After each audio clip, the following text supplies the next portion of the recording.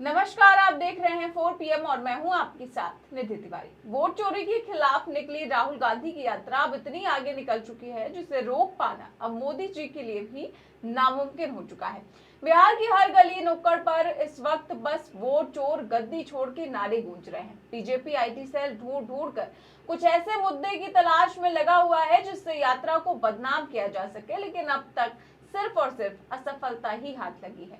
NDA के नेता भी हर दिन यात्रा के खिलाफ कोई ना कोई बयानबाजी करके हाईलाइट होना चाह रहे हैं, लेकिन अब तक वो असफल ही हुए हैं। उल्टा राहुल गांधी ही मोदी शाह के बयानों को जरिया बनाकर उनकी वोट चोरी को एक्सपोज कर रहे हैं। वहीं यात्रा में राहुल गांधी और तेजस्वी यादव की जोड़ी के चमकने के बाद अब प्रियंका गांधी ने भी शामिल होकर यात्रा को नई ऊर्जा दे दी है। इस बीच सोशल मीडिया पर इस यात्रा से जुड़ी एक ऐसी तस्वीर सामने आ रही है जो काफी तेजी से वायरल हो रही है। तो कौन सी है वो तस्वीर, आपको बताएंगे और साथ ही साथ कैसे राहुल गांधी ने अमित शाह के 50 साल वाले एजेंडे को एक्सपोज कर दिया है वो भी दिखाएंगे।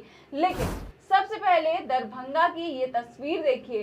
दरभंगा की धरती पर लोकतंत्र का सबसे जीवंत दृश्य देखने को मिला जब कांग्रेस नेता राहुल गांधी अपनी वोटर अधिकार यात्रा लेकर पहुंचे। इस यात्रा का 11वां दिन दरभंगा के नाम रहा और यहाँ का जनसैलाब बता रहा था कि बिहार की जनता बदलाव चाहती है। राहुल गांधी इस बार किसी आम गाड़ी में नहीं बल्कि बुलेट पर सवार होकर जनता के बीच पहुंचे और उनकी बाइक की पिछली सीट पर थी उनकी बहन प्रियंका गांधी। ये नजारा ऐसा था जिसे देखकर पूरा माहौल जोश और उत्साह से भर गया। प्रियंका गांधी हेलमेट लगाकर राहुल गांधी की बाइक पर बैठी। दरभंगा में राहुल गांधी का स्वागत भी देखने लायक था। जगह जगह लोग घंटों से उनका इंतजार कर रहे थे। महिलाएं, बच्चे, बुजुर्ग और नौजवान हाथों में कांग्रेस और महागठबंधन के झंडे लिए खड़े थे। जब राहुल और प्रियंका की बाइक रैली वहां से गुजरी तो फूलों की बारिश होने लगी। यहाँ तक कि बुलडोजर से भी फूल बरसाए गए। जनता में जो उत्साह था उसने भी साफ कर दिया कि लोग बदलाव चाहते हैं और विपक्ष के नेताओं को एकजुट देखना चाहते हैं। यही वजह है कि राहुल गांधी के साथ इस यात्रा में कांग्रेस महासचिव प्रियंका गांधी, आरजेडी प्रमुख तेजस्वी यादव और तमिलनाडु के मुख्यमंत्री एमके स्टालिन भी शामिल हुए। ये दृश्य विपक्ष की एकता और जनता के संघर्ष का प्रतीक बन गया। यात्रा का ये पड़ाव सिर्फ राजनीतिक रैली नहीं थी बल्कि ये एक आंदोलन जैसा माहौल था। राहुल गांधी ने जनता को भरोसा दिलाया कि वो उनके अधिकारों की लड़ाई लड़े। दरभंगा की सड़कों पर जब भाई बहन की ये जोड़ी बाइक पर चली तो सुरक्षा कर्मी भी सड़क पर दौड़ते नजर आए, लेकिन जनता का उत्साह इतना अधिक था कि भीड़ को नियंत्रित करना प्रशासन के लिए मुश्किल हो गया। राहुल गांधी ने इस यात्रा की शुरुआत बिहार में एसआईआर के विरोध से की। उनका कहना है कि वोट चोरी लोकतंत्र की हत्या है और जब तक मतदाता सूची पारदर्शी नहीं होगी तब तक जनता का अधिकार सुरक्षित नहीं रह सकता। यही वजह है कि इस यात्रा का नाम रखा गया वोटर अधिकार यात्रा। इस यात्रा के दौरान राहुल गांधी ने न केवल जनता से संवाद किया बल्कि सीधे सीधे सरकार पर सवाल खड़े किए। वहीं राहुल गांधी ने यात्रा के दौरान केंद्रीय गृह मंत्री अमित शाह का नाम लेते हुए क्या खुलासा किया, सुनिए। कुछ साल पहले अमित शाह ने बयान दिया, एक बार नहीं अनेक बार, कि अब बीजेपी की सरकार 40-50 साल चलेगी।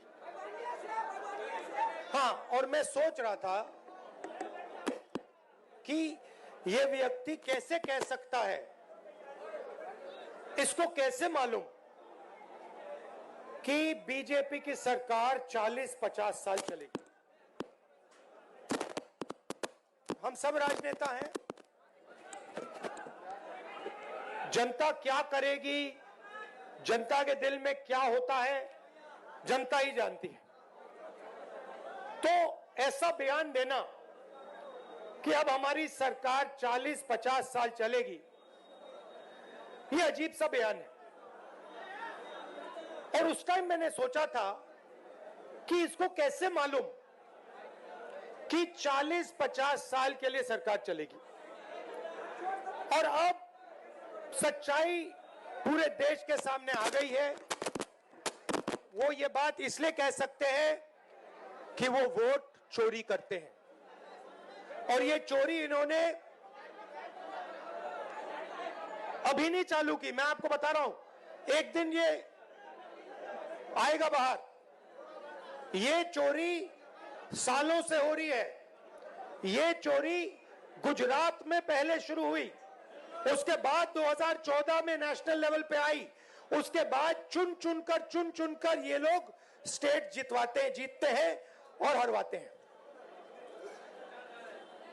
और ये बात मैं नहीं कहता था क्योंकि मेरे पास सबूत नहीं था, क्योंकि मैं आमतौर से ऐसे मंच पर मैं झूठ नहीं बोलता हूं, मैं वही बोलता हूं जो सच है, जिसके बारे में मुझे पूरी जानकारी है। इसलिए मैंने बहुत सालों, मुझे लगा और आप सबको भी लगा,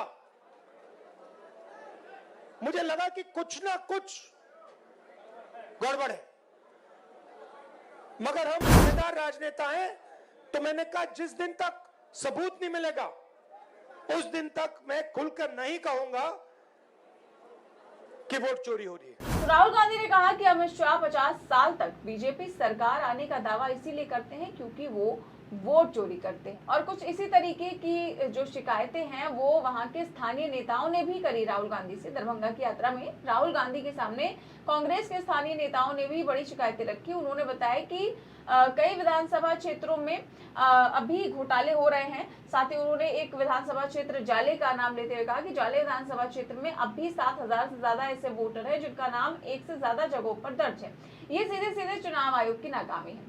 राहुल गांधी ने इस पर गंभीरता जताई और कहा कि यही वजह है कि वो वोटर अधिकार यात्रा निकाल रहे हैं। जनता को जागरूक करना जरूरी है क्योंकि जब तक वोट सही हाथों में नहीं रहेगा तब तक असली लोकतंत्र नहीं आएगा। वहीं प्रियंका गांधी की इस यात्रा में मौजूदगी ने अलग ही ऊर्जा दे दी है।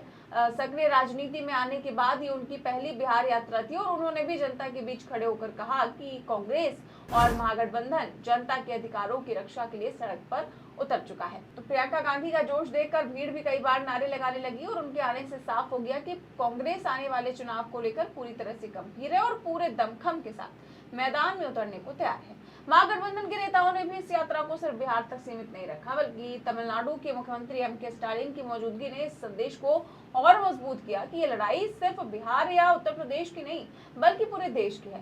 भाजपा जिस तरह से संस्थाओं को कब्जा करने और मतदाता सूची से छेड़छाड़ करने की कोशिश कर रही है वो पूरे देश के लोकतंत्र के लिए खतरा है। यही वजह है कि इस यात्रा में देश के अलग अलग हिस्सों से विपक्ष के नेता एकजुट हो रहे हैं। मोदी जी की गारंटी अब खत्म हो चुकी है। यही वजह है कि जनता अब खुद आगे आ रही है और ये यात्रा उसी जनशक्ति का प्रतीक है। और इस यात्रा का सबसे बड़ा संदेश ही यही है कि लोकतंत्र जनता से चलता है, ना कि सत्ता के अहंकार से। और जब भाजपा और नीतीश सरकार वोटरों का हक छीनने की कोशिश कर रहे हैं तब राहुल गांधी और प्रियंका गांधी ने सड़क पर उतरकर जनता को ये भरोसा दिलाया है कि उनकी लड़ाई व्यर्थ नहीं जाएगी और ये यात्रा जनता के आत्मविश्वास को लौटा रही है और ये साफ संकेत है कि अब बदलाव का वक्त करीब है। राहुल गांधी की इस यात्रा को लेकर फिलहाल आप क्या सोचते हैं, हमें कमेंट बॉक्स में जरूर बताएं। चैनल को सब्सक्राइब भी करें और ज्वाइन। नमस्कार।